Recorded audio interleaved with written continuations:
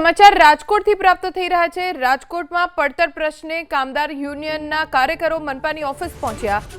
Hospital ચોકથી મનપા કચેરી સુધી પગપાળા રેલી યોજી। મેડિકલ સર્ટિફિકેટના આધારે સ્વૈચ્છિક રાજીનામાની ફરજિયાત શરત રદ કરવાની કામદાર યુનિયનની માંગ છે।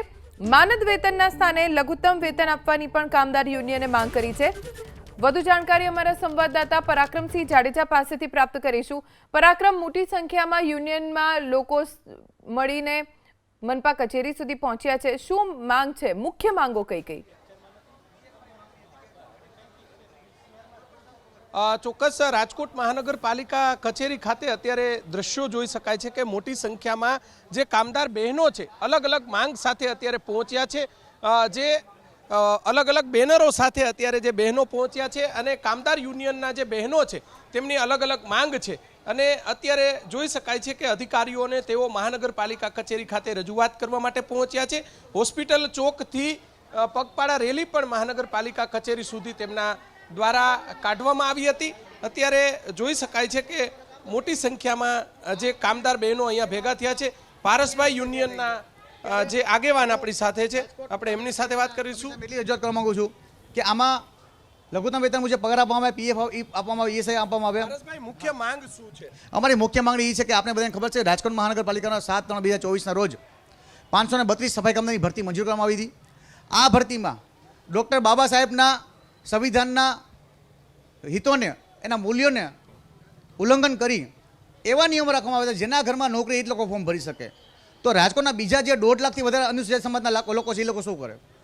અમારી સ્પષ્ટ માંગણી છે કે આ નિયમો હટાવી અને સમગ્ર અનુસૂચિત સમાજના લોકો છે આમાં ફોર્મ ભરી શકે એવા નિયમ રાખવામાં આવે અને બીજી સરકારની ભરતી જેમ આ ભરતીમાં પણ 5 વર્ષ પછી કાયમી કરવામાં આવે અને પછી કાયમી ધોરણના લાભો આપવામાં આવે। બરોબર, આગામી સમયમાં શું કાર્યક્રમો રહેશે? આગામી સમયમાં જીડીએસ મેળા દ્વારા જે સફાઈ કામદારોના કૌભાંડો જે કર્યા છે, કરોડ રૂપિયાના જે કૌભાંડો કર્યા છે એમાં પોલીસ કેસ કરવામાં આવે, કાયમી સફાઈ કામદારના મેડિકલ સર્ટિફિકેટ રદ કરવામાં આવે, મિત્ર મંડળમાં જે માનદ વેતન છે એ રદ કરી અને લઘુત્તમ વેતન મુજબ પગાર કરવામાં આવે અને જે લઘુત્તમ વેતનમાં કામ કરે છે કામદારો તેના 4 કલાકની જગ્યાએ 8 કલાકની કામગીરી કરવામાં આવે, એ અમારી માંગણી છે। અને આગામી સમયમાં જો અહીંથી અમારી માંગણી નહીં સ્વીકારાય તો અમે લોકો ઉપવાસનો માર્ગ તો ખુલ્લો જ છે અમારો, પણ અમે પગપાળા મુખ્યમંત્રી સાહેબને આજથી રજૂઆત કરવા છું। કારણ કે મુખ્યમંત્રી સાહેબ હમણાં જ થોડા સમય પહેલાં જ રાજકોટ મહાનગરપાલિકાના કમિશનર સાહેબશ્રીને અને શાસકોને ખખડાવ્યા હતા કે તમે લોકોના કામ શું કામ નથી કરતા। અરજદારો અહીં હેરાન થાય છે, અમે ટોળા લઈને રજૂઆત કરાવી હતી છતાં કોઈ પણ છતાં અમને ન્યાય નથી મળી રહ્યો।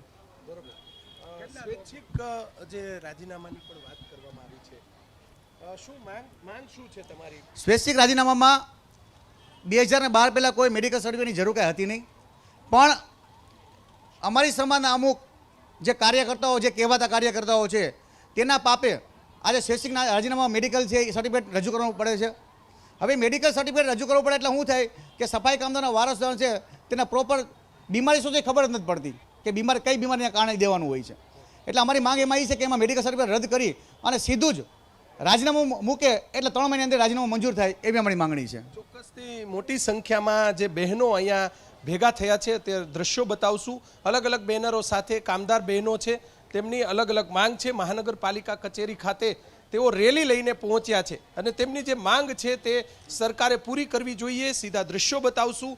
આજે 400 થી 500 જેટલા બહેનો છે, આ યુનિયન છે, યુનિયનના આગેવાનો છે, તે અલગ અલગ માંગ સાથે અત્યારે પહોંચ્યા છે। તેમની જે માંગ છે તે આગામી સમયમાં અધિકારીઓ દ્વારા સંતોષવામાં આવે તેવી કામદાર યુનિયન દ્વારા માંગણી કરવામાં આવી છે। નહીંતર આગામી દિવસોની અંદર ધરણા સહિતના અલગ અલગ કાર્યક્રમો પણ કરવામાં આવશે। જી પરાક્રમ, આભાર જાણકારી આપવા માટે।